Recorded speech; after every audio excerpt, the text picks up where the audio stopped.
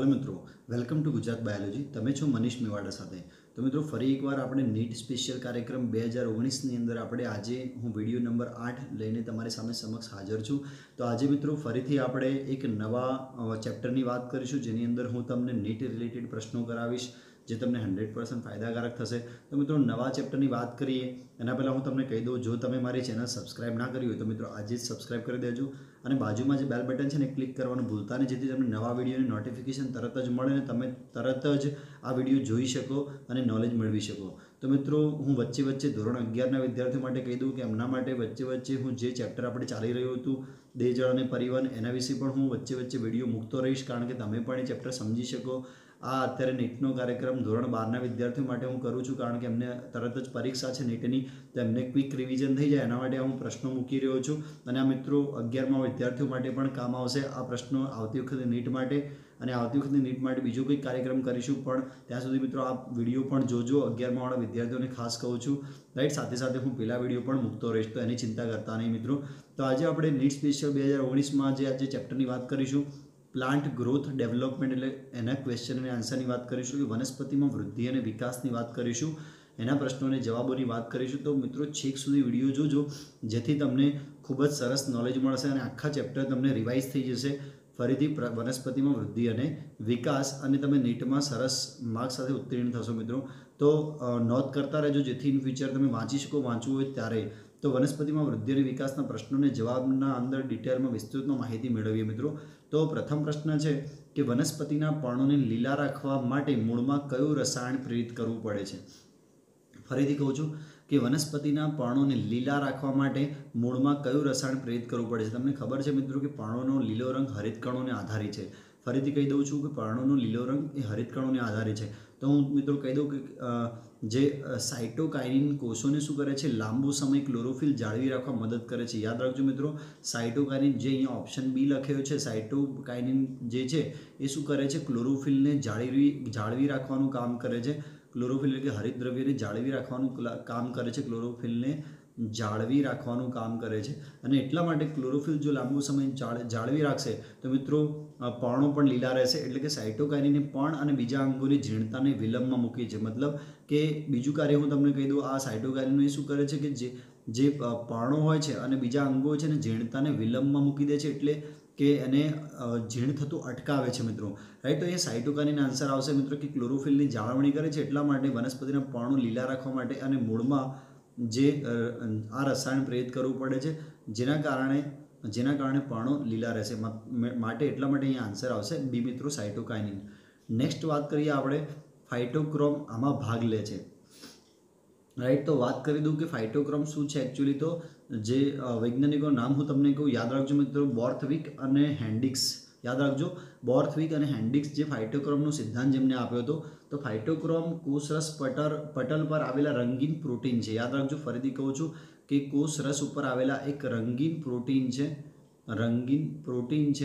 રંજક કણ પણ આપણે કહી શકીએ, રંજક કણ છે જે એકચ્યુઅલી પર્ણોની લાઇટ આધારિત સંવેદના ગ્રહણ કરે છે, રાઈટ। જે લાઇટ આવે છે એની સંવેદના ગ્રહણ કરે છે અને એના બે સ્વરૂપમાં રૂપાંતરિત છે, એક પીઆર કહેવાય છે અને એક હોય છે પીએફઆર, એટલે કે લાલ પીઆર એટલે કે રેડ ફોટોન મતલબ કે લાઇટ, અને બીજું છે પીએફઆર એટલે કે દૂરનું લાલ પ્રકાશ, ફાર રેડ, રાઈટ। દૂરનું લાલ પ્રકાશ શોષણ કરતા સ્વરૂપે બે સ્વરૂપે આ હોઈ શકે છે। ફરીથી કહી દઉં કે આ ફાઇટોક્રોમ શું છે? કોષરસ પટલ પર આવેલા રંગીન પ્રોટીન છે, રંજક કણ છે અને જે પર્ણોની લાઇટ પર આધારિત ગ્રહણ કરે છે, લાઇટ ગ્રહણ કરે, સંવેદના આધારિત, અને તેના બે સ્વરૂપો છે, રાઈટ, પીઆર અને પીએફઆર। પીઆર એટલે કે લાલ કલરની લાઇટને ગ્રહણ કરે છે અને દૂરના લાલ પ્રકાશને શોષિત કરે છે મિત્રો, રાઈટ। તો અહીંયા આપ્યું છે, મેં તમને શું કીધું કે ફરીથી કહી દઉં કે પ્રકાશ આધારિતની વાત કરી છે, પ્રકાશ માટે સંવેદના આપે છે, એટલા માટે અહીંયા સી ઓપ્શન છે, ફોટો પિરિયોડિઝમ, રાઈટ, કે પ્રકાશની અવધિકાળની વાત કરી છે તો ફોટો પિરિયોડિઝમ એટલા માટે આવશે, લાઇટ માટે સંવેદનશીલ છે ફાઇટોક્રોમ એટલા માટે, અને બીજા કોઈ ઓપ્શન આવશે નહીં મિત્રો। યાદ રાખજો, સી ઓપ્શન ફોટો પિરિયોડિઝમ, જેનો મતલબ એમ થાય છે કે લાઇટના આધારે એની સંવેદના બતાવશે, અવધિકાળ પ્રકાશના આધારિત હશે એ પ્રમાણે, એટલે ફાઇટોક્રોમ એ પ્રમાણે એના સંવેદના બતાવશે વનસ્પતિના અંદર। તો અહીંયા આન્સર આવશે સી મિત્રો। નેક્સ્ટ વાત કરીએ આપણે કે પ્રકાશની ગેરહાજરીમાં કયું એક વધે છે, એવો પ્રશ્ન પૂછ્યો છે મિત્રો. બહુ જ એકચ્યુઅલી આ થોડોક બહારનો પ્રશ્ન કહી શકાય, પણ જાણવા જેવો પ્રશ્ન છે કે નોલેજ માટે એક પ્રશ્ન છે અને કદાચ પરીક્ષામાં પૂછાઈ બી શકે, એવું ના કહી શકાય ના પૂછાય. તો એકચ્યુઅલી પ્રકાશની જે ગેરહાજરી હોય છે એમાં પ્રકાંડ એ વધુ પડતું લાંબુ થાય છે. યાદ રાખજો મિત્રો, ફરીથી કહું છું, પ્રકાંડ વધુ પડતું લાંબુ થાય મતલબ પ્રકાંડ લાંબુ થાય મતલબ કે આંતરગાંઠો વધે, એટલા માટે જ લાંબુ થાય. અને એકચ્યુઅલી એનું કારણ શું હોય છે કે એની અંદર એક ઇટિયોલિન વિકાસ પામે છે. ફરીથી કહું છું, ઇટિયોલિન જે એક અંતઃસ્રાવ છે, ઇટિયોલિન વિકાસ પામે છે અને એકચ્યુઅલી જે શું કરે છે, લંબાઈમાં વૃદ્ધિ કરે છે, એટલે કે આંતરગોઠોના કોષોનો વિસ્તાર વધારે છે. ફરીથી કહું છું, એનું કારણ ઇટિયોલિન છે, એટલા માટે અહીંયા સી ઓપ્શન આવશે. આંતરગાંઠોનું વિસ્તરણ છે એ વધારે છે. આંતરગાંઠો વધશે તો પ્રકાંડ પણ લાંબુ થશે. તો પ્રકાશની ગેરહાજરી જો સતત હોય છે તો એની અંદર ઇટિયોલિન પેદા થાય છે અને જેના કારણે આંતરગાંઠો વિસ્તરણ પામે છે અને પ્રકાંડ લાંબુ થાય છે મિત્રો. એટલા માટે અહીંયા આન્સર આવશે સી. બીજા એકેને મતલબ ગેરહાજરીમાં બીજું કોઈ સંગત થતું નથી. ખનિજ તત્વોનું ઉપરનું વહન થવું, પાણીનું શોષણ, રસારોહણ, બીજું કોઈ જગ્યાએ મતલબ એક પણ ઓપ્શન એ મેળ ખાતો નથી. કારણ કે સાચો આન્સર શું છે કે પ્રકાશની ગેરહાજરીમાં ઇટિયોલિન ઉત્પન્ન થાય છે, એના કારણે આંતરગાંઠોના અંદર વિસ્તરણ પ્રેરાય છે. એટલા માટે આન્સર સી આવશે મિત્રો. ચોથા પ્રશ્નની વાત કરીએ કે નીચે આપેલ પૈકી કયો અંતઃસ્રાવ વાસંતીકરણને સ્થાને વપરાય છે. તો વાસંતીકરણ એવી ઘટના છે કે ઓછા તાપમાનની પુષ્પસર્જન માટેની ઘટના છે કે પુષ્પસર્જન માટે વનસ્પતિમાં જોવા મળતી એક સારવાર છે, એવું કહી શકીએ આપણે.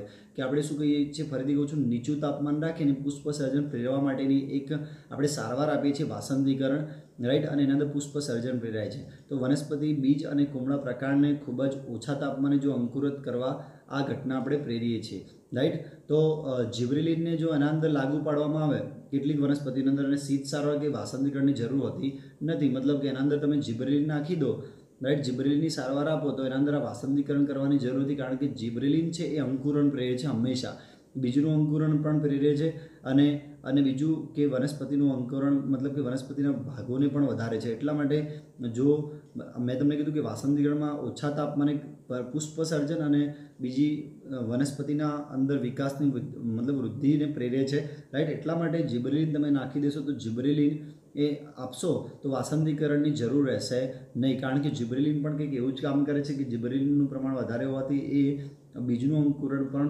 પ્રેરશે અને પુષ્પસર્જન પ્રેરવા પણ હેલ્પ કરશે. તો અહીંયા આન્સર આવશે સી મિત્રો, જીબ્રેલિન.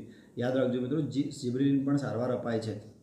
પાંચમા પ્રશ્નની વાત કરીએ મિત્રો કે બગીચાના ઘાસમાં વ્યવસ્થાપન વધુ સાનુકૂલિત રીતે થાય છે, એનું કારણ શું હોય છે. તો મિત્રો હું તમને કહી દઉં કે વનસ્પતિના અંદર અગ્રીય વર્ધમાનશીલ પેશી જે છે એના અંદર એકચ્યુઅલી એક અગ્રીય પ્રભુતા જોવા મળે છે, જેના અંદર ઓક્સિન ઉપર સંશ્લિત થાય છે અને નીચેની તરફ વહન પામે છે. એટલે વૈજ્ઞાનિકોના મતે એવું છે કે ઓક્સિન જે નીચેની તરફ વહન પામે છે એ પાર્શ્વી શાખાનો વિકાસ અવરોધે છે.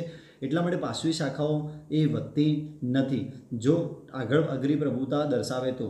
મિત્રો ઘાસને ઉપરથી કાપી નાખવામાં આવે, અગ્રસ્ત પ્રભાવિતા દૂર કરી દેવામાં આવે, રાઈટ, તો આજુબાજુની જે શાખાઓ છે વિકાસ પામે છે. એટલા માટે અહીંયા લખ્યું છે બગીચામાં ઘાસના વ્યવસ્થાપનમાં વધુ સાનુકૂલિત રીતે કેવી રીતે થાય છે કે આપણે શું કરી શકીએ કે અગ્રસ્ત જે પ્રભાવિતા છે એને દૂર કરીએ અને આંતરવિષ્ટ વર્ધમાનશીલ પેશી છે એને ઉત્તેજાઈ જાય, એટલે કે પાર્શ્વી શાખાઓનો વિકાસ થાય તો મેન્ટેનન્સ સારું થઈ શકે છે.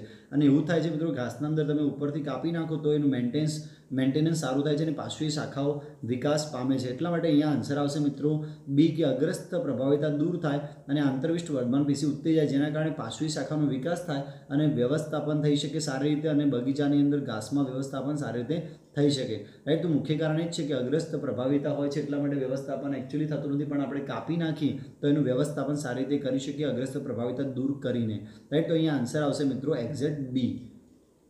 નેક્સ્ટ વાત કરીએ આપણે છઠ્ઠા નંબરના પ્રશ્નની વાત કરીએ કે પ્રકાશનું વર્તન અને ભૂઆવર્તન કોના દ્વારા સંકળાયેલા છે. ફરીથી કહું છું, પ્રકાશનું વર્તન અને ભૂઆવર્તન કોના દ્વારા સંકળાયેલા છે.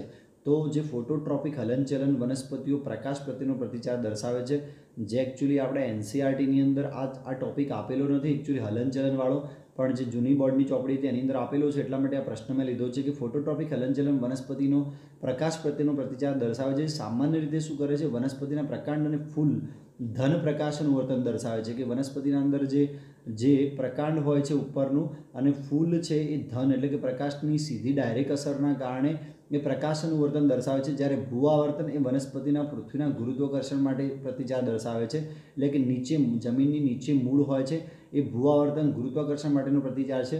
તો સામાન્ય રીતે ધન ભૂઆવર્તન દર્શાવે છે. આ બધા જ હલનચલન એક જ અંતઃસ્રાવ સાથે સંકળાયેલો છે જેનું નામ છે ઓક્સિન. મિત્રો યાદ રાખજો કે ઓક્સિનના કારણે આવું થાય છે. એક ઓક્સિન માટે એક પ્રયોગ છે પ્રકાશનું વર્તન માટે કે જે બાજુ પ્રકાશ આવે છે એ બાજુ એનું જે પ્રકાંડ છે વળ્યા કરે છે.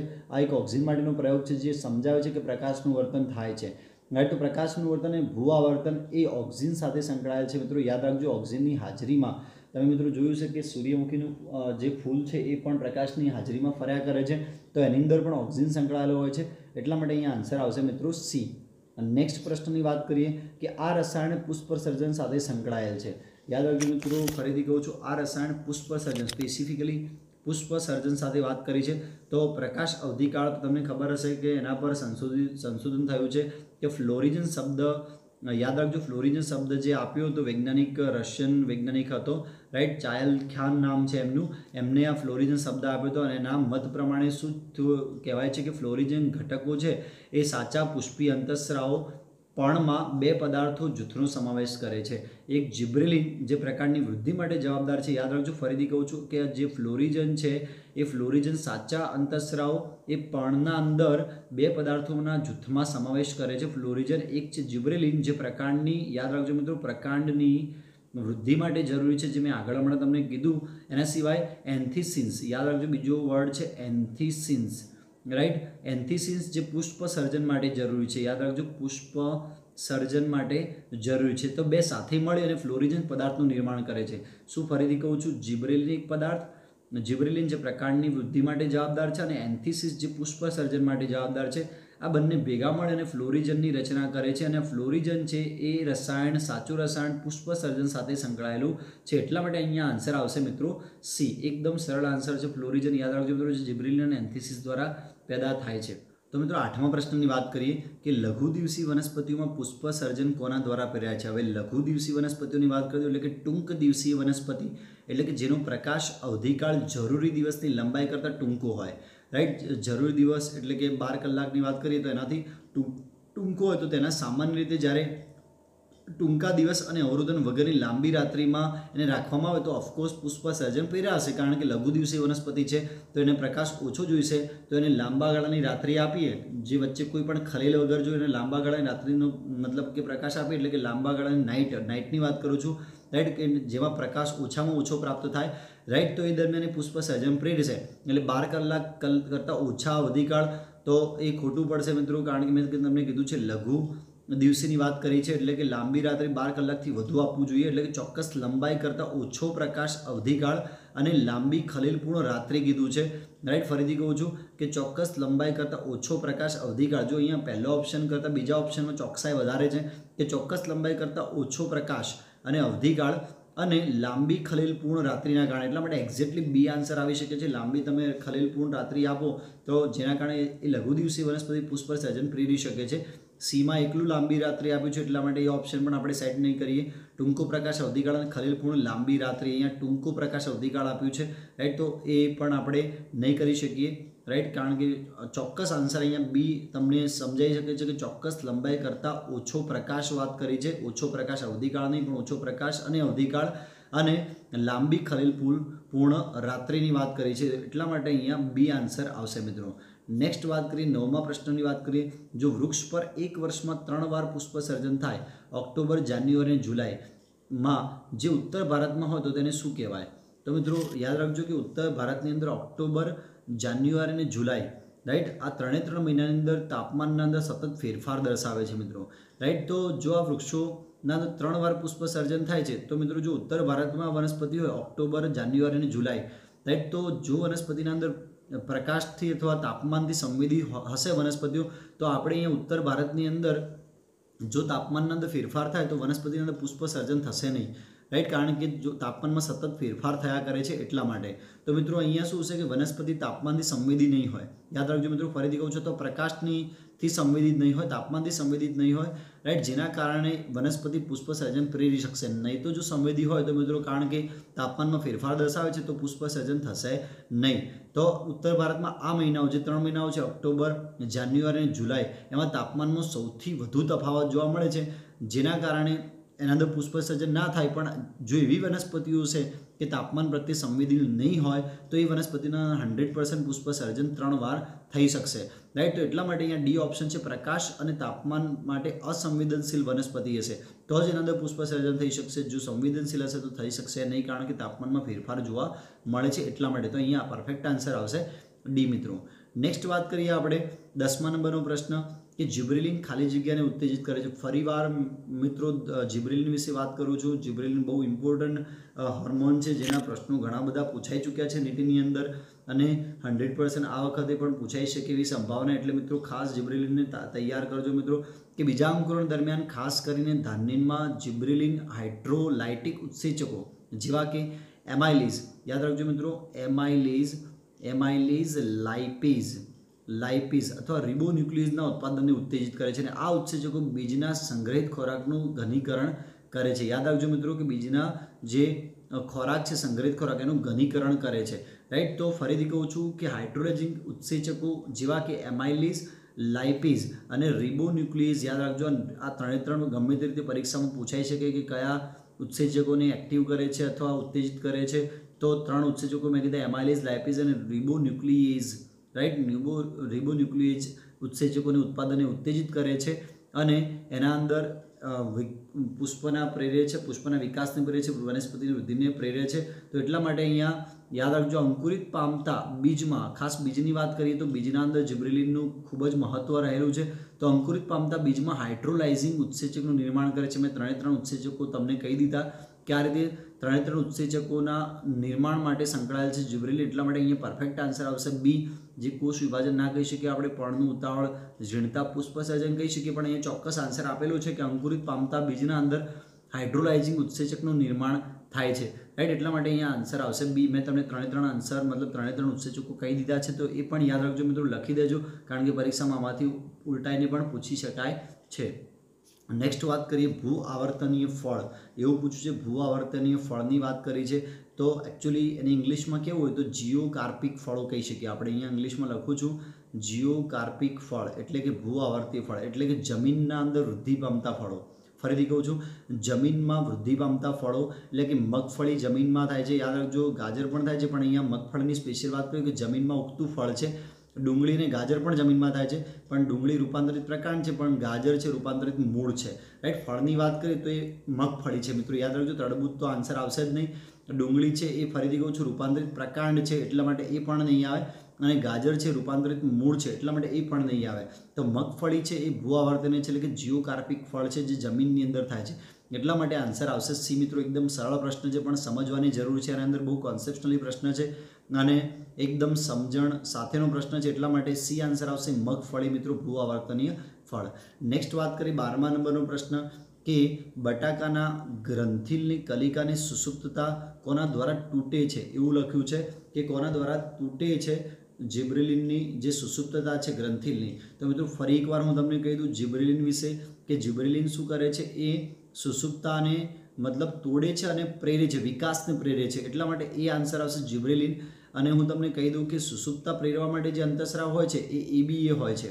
ફરીથી કહી દઉં કે એબીએ શું કરે છે, એ કલિકાની જે સુસુપ્તતા છે, રાઈટ, એને એ પ્રેરે છે. અને જે આઈ, એટલા માટે અહીંયા એબીએ તો આવશે જ નહીં, કારણ કે સુસુપ્તા પ્રેરે છે એવું કીધું છે. અહીંયા પૂછ્યું છે સુસુપ્તા દ્વારા કોના દ્વારા તૂટે છે, રાઈટ. તો જે જિબ્રેલિન હોય તો એ સુસુપ્તા તૂટે અને વિકાસ થાય, એટલા માટે અહીંયા એક્ઝેક્ટ આન્સર આવશે જિબ્રેલિન. બીજું G18 પણ વિકાસ માટે છે, અને IAA એ અગ્રીય પ્રભુતા માટે છે, મતલબ કે એ એકચ્યુઅલી ઓક્સિન છે. આઈ ઇન્ડોલ એસિટિક એસિડ એ ઓક્સિન છે, જે શાના માટે છે, ફરીથી કહું છું, ઓક્સિન છે એ વૃદ્ધિ અને વિકાસ માટે છે, અને ખાસ કરીને અગ્રીય પ્રભુતા માટે છે, રાઈટ. G18 પણ એક સાઇટોકાઇનિન છે જે એકચ્યુઅલી વિકાસ માટે છે, એટલા માટે આ G18, IAA અને ABA આન્સર આવશે નહીં. તો જિબ્રેલિન આન્સર આવશે. અને ABA વિશે પણ મેં તમને વાત કરી દીધી કે કલિકાના અંદર સુસુપ્તા પ્રેરે છે, રાઈટ. તો અહીંયા વાત કરી છે કે સુસુપ્તા અટકાવવાની વાત કરી છે, તો જિબ્રેલિન આન્સર એક્ઝેક્ટલી આવશે એ આન્સર મિત્રો. નેક્સ્ટ વાત કરીએ છીએ 13મા નંબરના પ્રશ્નની કે પ્રરોહ વિભેદન કોના દ્વારા નિયંત્રિત થાય છે, રાઈટ. પ્રરોહ નિયંત્રણ એટલે પ્રરોહ એટલે શૂટની વાત કરી છે, ઉપરનું શૂટની વાત કરી છે. એ કોના દ્વારા નિયંત્રિત થાય છે? પ્રરોહનું વિભેદન, મતલબ કે પ્રરોહનું ઉગવું એ કોના દ્વારા વિભેદિત થાય છે? તો અહીંયા ઓપ્શન આપ્યો છે પહેલો ઊંચો જિબ્રેલિન સાયટોકાઇનિન ગુણોત્તર, બીજો આપ્યો છે ઊંચો ઓક્સિન સાયટોકાઇનિન ગુણોત્તર, ઊંચો સાયટોકાઇનિન ઓક્સિન ગુણોત્તર. તો મિત્રો જેનું પ્રમાણ વધુ છે એનો ગુણોત્તર વધુ આવશે મિત્રો. એટલા માટે એકચ્યુઅલી મૂળ માટે ઓક્સિન જવાબદાર હોય છે અને શૂટ માટે સાયટોકાઇનિન જવાબદાર હોય છે, એટલે કે પ્રરોહ માટે સાયટોકાઇનિન જવાબદાર હોય છે. એટલા માટે સી આન્સર છે ઊંચો સાયટોકાઇનિન અને ઓક્સિનનો ગુણોત્તર. તો એક્ઝેક્ટ આન્સર સી આવશે મિત્રો, કે સાયટોકાઇનનું પ્રમાણ ઊંચું હશે મિત્રો, એટલા માટે જવાબ ગુણોત્તર પણ ઊંચો આવશે. એટલા માટે સાયટોકાઇનિન ઊંચું સાયટોકાઇનિન ઓક્સિન ગુણોત્તર મિત્રો જવાબ આવી શકે છે અને એ જ આવશે મિત્રો જવાબ સી. તો મિત્રો 14મા નંબરના પ્રશ્નની વાત કરીએ કે એક જૂથની વનસ્પતિ 12 કલાકના દિવસ અને 12 કલાકની રાત્રિના ચક્રમાં પુષ્પસર્જન દર્શાવે છે, જ્યારે બીજા જૂથની વનસ્પતિ રાત્રિના તબક્કામાં ક્ષણિક પ્રકાશ દ્વારા વિક્ષેપ પહોંચતા પુષ્પસર્જન થતું નથી. તો આ વનસ્પતિને તમે નીચે આપેલ પૈકી કયા જૂથમાં મૂકશો? તો મિત્રો હું તમને કહી દઉં કે લઘુ દિવસી વનસ્પતિ એટલે કે ટૂંકા દિવસીય વનસ્પતિ જે લાંબો અવરોધ વગરનો અંધકારનો ગાળો પુષ્પસર્જન માટે જરૂરી હોય છે. ફરીથી કહું છું, લાંબો મતલબ કે અવરોધ વગરનો અંધકારનો ગાળો એમને જરૂરી છે. જો એ રાત્રિ દરમિયાન ઉગે તો રાત્રિ દરમિયાન પ્રકાશનો ચમકારો પણ થાય તો પુષ્પસર્જન દર્શાવતા નથી, રાઈટ. એટલા માટે હું તમને અહીંયા જવાબ કહીશ લઘુ દિવસી વનસ્પતિ. કે લઘુ દિવસી વનસ્પતિની આગળ પણ આપણે ચર્ચા કરી એક પ્રશ્નની અંદર કે લઘુ દિવસી વનસ્પતિને રાત્રિનો લાંબો ગાળો જોઈએ, જેમાં કોઈ અવરોધન ના જોઈએ મિત્રો, રાઈટ. તો એવી જ વનસ્પતિ પુષ્પસર્જન દર્શાવતી. તો જ્યાં બીજા જૂથની વનસ્પતિ છે કઈ હશે? લઘુ દિવસીય વનસ્પતિ. એટલા માટે આન્સર આવશે ડી મિત્રો. નેક્સ્ટ પ્રશ્નની વાત કરીએ કે નીચે પૈકી કયો વૃદ્ધિ નિયામક તાણ અંતઃસ્ત્રાવ તરીકે ઓળખાય છે મિત્રો? તો આ એક વેરી મોસ્ટ ઇમ્પોર્ટન્ટ પ્રશ્ન છે મિત્રો, કે આ અંતઃસ્ત્રાવ તાણ અંતઃસ્ત્રાવ તરીકે એટલે કે સ્ટ્રેસ હોર્મોન તરીકે ઓળખાય છે. તો વાત કરી દઉં એબ્સિસિક એસિડની વાત કરી દઈએ આપણે કે એબ્સિસિક એસિડ એ તાણ અંતઃસ્રાવ છે. યાદ રાખજો ઓપ્શન એ કે એબ્સિસિક એસિડ એ તાણ અંતઃસ્રાવ છે જે કોર્મિન તરીકે ઓળખાય છે. યાદ રાખજો બીજું નામ એનું કોર્મિન, જે પરીક્ષામાં કદાચ કોર્મિન તરીકે પણ પૂછાઈ શકે છે, કારણ કે તે પુષ્કળ પ્રમાણમાં ઉત્પન્ન થાય છે જ્યારે વનસ્પતિ તાણની સ્થિતિમાં હોય છે. તે વનસ્પતિ અંગોને જે દેહધાર્મિક તાણને સંકેત આપે છે, જેમ કે પાણીનો અભાવ, ક્ષારયુક્ત ભૂમિ, ઠંડુ તાપમાન, ફોસ્ફેટ. એબ્સિસિક એસિડ સામાન્ય રીતે શું કરે છે કે વનસ્પતિને આ તાણ સામે રક્ષણ આપે છે, મતલબ એવી સંવેદના આપે છે જેથી વનસ્પતિ એ પ્રમાણે વર્તણૂક બતાવે. સપોઝ નીચેથી પાણીનો અભાવ છે તો એબ્સિસિક એસિડના કારણે જે વાયુરંધ્રો છે બંધ થઈ જશે, જેથી ઉત્સેદન બંધ થઈ જશે અને વનસ્પતિમાં પાણી જળવાશે મિત્રો. તો આ રીતે એબ્સિસિક એસિડ છે એ શું કરે છે? તાણની સ્થિતિને પહોંચી વળે છે અને એના એબ્સિસિક એસિડ છે અને એટલા માટે તાણ અંતઃસ્રાવ કહેવામાં આવે છે. તો એ ઓપ્શન એક્ઝેક્ટલી આન્સર છે કે તાણ અંતઃસ્રાવ વૃદ્ધિ નિયામક કયો છે? તો એબ્સિસિક એસિડ છે મિત્રો. તો અહીંયા આપણે વૃદ્ધિ અને વિકાસના પ્રશ્નો અહીંયા પૂર્ણ કરીએ છીએ. ઓલમોસ્ટ તમને ચેપ્ટરના મહત્ત્વના જે પ્રશ્નો હતા મેં તમને અહીંયા સોલ્વ કરાવ્યા છે, જેમાંથી ઘણા બધા પ્રશ્નોના જવાબ તમે મેળવી શક્યા હશો. તો નેક્સ્ટ જે ચેપ્ટર મૂકીશ, હવે હું ડીએનએ તરફ જઈશ કે આનુવંશિકતા અને આણ્વીય આધારનું હું ચેપ્ટરના પ્રશ્નો મૂકીશ. એના પછી જેનેટિક્સના પ્રશ્નો હું મૂકીશ, જેથી તમે વધારે ને વધારે ઇમ્પોર્ટન્સ ચેપ્ટરના પ્રશ્નો ઝડપી કરી શકો. એટલા માટે હું હવે ડીએનએ તરફ જઈને એના પછી આપણે બીજા ચેપ્ટરના પ્રશ્નો લઈશું. પણ મિત્રો 30 દિવસ સુધી અથવા 40 દિવસ સુધી હું આ બધા જ તમારા બાયોલોજીના બધા જ ચેપ્ટર હું ટ્રાય કરીશ કે પૂરા કરી દઉં અને તમે નીટ માટે 100% ઉત્તીર્ણ થાઓ, સારા માર્ક્સ મેળવી શકો અને સારું નોલેજ મેળવી શકો. તો મિત્રો નેક્સ્ટ વિડીયો માટે રાહ જોજો, લાઇક કરવાનું ભૂલતા નહીં અને અત્યારે જ સબસ્ક્રાઇબ કરી દેજો, શેર કરજો. ગુજરાત બાયોલોજી નીટ પ્લસ મારું ફેસબુક છે, ગુજરાત બાયોલોજી મારું ટ્વિટર છે, ગુજરાત બાયોલોજી નીટ પ્લસ મારું ઇન્સ્ટાગ્રામ છે. તો આવજો મિત્રો, થેન્ક યુ સો મચ.